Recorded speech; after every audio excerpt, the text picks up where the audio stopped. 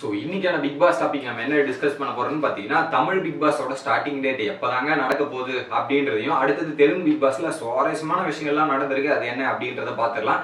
சேனலுக்கு யாராவது புதுசாக இருந்தீங்கன்னா மறக்காம சப்ஸ்கிரைப் பண்ணிருங்க, வீடியோ பிடிச்சி ஒரு லைக்கை போட்டுருங்க. ஸோ அந்த வகையில் பார்த்தீங்கன்னா இந்த வாரம் ஃப்ரைடே எனக்கு தெரிஞ்சு ஒரு டேட் வரும்னு நான் எதிர்பார்க்குறேங்க. ஸோ அந்த ஃப்ரைடே ஒரு ப்ரோமோ விட்டுட்டு இருக்காங்க.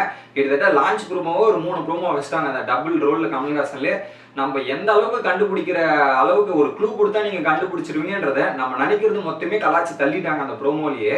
ஸோ இந்த வாரம் ப்ரோமோல எனக்கு தெரிஞ்சு லான்ச் டேவை சொல்லிடுவாங்க நான் எதிர்பார்க்கப்படுறேங்க.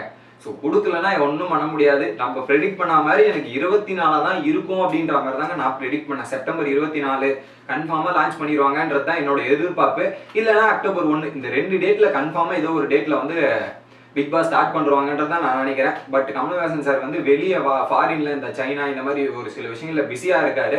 ஸோ அவர் வந்த உடனே அந்த லான்ச்சை முடிச்சுட்டு அடுத்த ஷெடியூலுக்கு போயிடலாம் அப்படின்ற மாதிரி ஒரு திட்டத்தில் பிக் பாஸ் டீம் இருக்காங்க. எனக்கு தெரிஞ்சு இந்த வாரம் டேட் வரணும், இல்லைன்னா அடுத்த வாரம் தாங்க. இந்த 2 வாரத்துல எதனா ஒரு வாரத்தில் கன்ஃபார்மாக டேட்டு கொடுத்துருவாங்க நான் நினைக்கிறேன். கொடுத்துட்டாங்கன்னா அது கொஞ்சம் நல்லா பூஸ்டா இருக்கும். ஏன்னா அடுத்து நம்ம என்ன பண்ணலாம் அப்படின்ற மாதிரி ஒரு ஐடியா ப்ராசஸிங் போயிட்டே இருக்கலாம். பட் அது டேட்டை சொல்லாமல் கொஞ்சம் டிலே பண்ணுறது கொஞ்சம் எனக்கும் வருத்தமாக தான் இருக்கு. இது ஒரு மொதல் விஷயம்.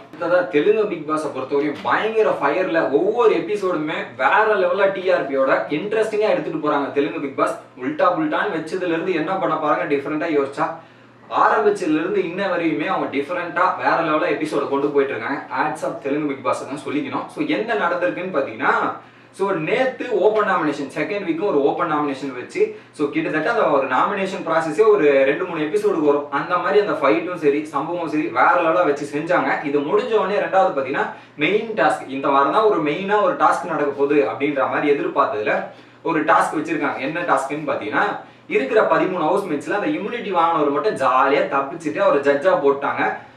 மற்ற 12 பேரை 3 பொண்கள் 3 ஆண்கள்ன்ற மாதிரி பிரிச்சுட்டு திரும்ப 3 பொண்ணு 3 ஆண்கள் அப்படின்ற மாதிரி 3 பிரிச்சுட்டாங்க.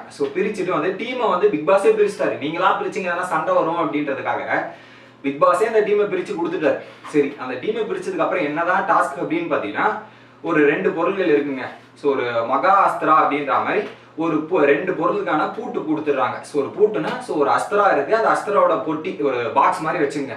அந்த பாக்ஸை பாதுகாக்க வேண்டியது உங்க கடமை. அந்த பாக்ஸோட சாவியை நீங்க ஆன் பண்ணணும். அது எப்படி ஆன் பண்ணணும்னு பாத்தீங்கன்னா, ஒரு டாஸ்க் வைப்பாங்க. 2 டீமுக்கும் நடுவில் ஒரு டாஸ்க் நடக்கும். அந்த டாஸ்க் எந்த டீம் ஜெயிக்குதோ அவங்களுக்கு ஒரு சாவி போடும்.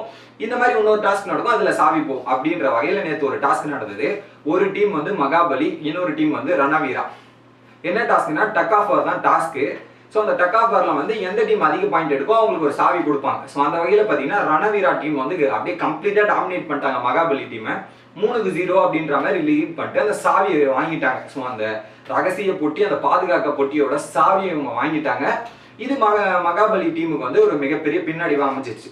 சரி, இந்த சாவியை வாங்கிட்டாங்களே, அடுத்து என்ன நடக்க போகுதுன்னு எதிர்பார்த்தா, இந்த சாவியை பாதுகாக்க வேண்டியது உங்க கடமை. சாவியை யார் வேணாலும் திருடிக்கலாம், என்ன வேணாலும் பண்ணிக்கலாம். ஆனா நீங்க அதை பாதுகாத்து வச்சுக்க வேண்டியது உங்க கடமை அப்படின்ற மாதிரி அந்த சாவியை பாதுகாக்கணும். இன்னொரு பக்கம் நைட்ல அந்த ஆப்போசிட் டீம் பயங்கரமா திட்டம் போடுறாங்க. இந்த சாவி எப்படியாவது ஆட்டியை போட்டுரும், என்ன பண்ணணும் அப்படின்ற மாதிரி யோசிச்சு பல திட்டங்கள் போடுறாங்க.